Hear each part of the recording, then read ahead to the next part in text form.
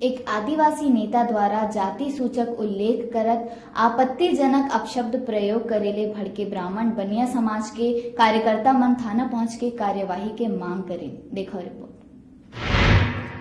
भाटापारा में आदिवासी नेता के शिक्षा विभाग के कर्मचारी ले बात करत हुए ब्राह्मण बनिया समाज पर आपत्तिजनक शब्द प्रयोग करे वाला ऑडियो वायरल होते, जिला लेके सवर्ण समाज में भारी रोष है।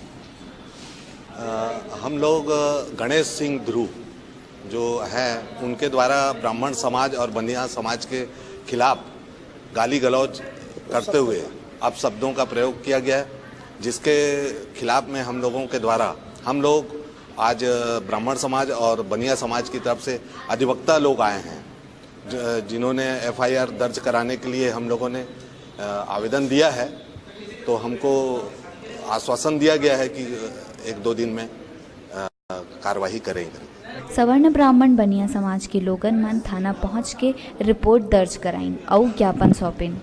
भाटापारा ले डिजिटल रिपोर्टर कोमल शर्मा की रिपोर्ट।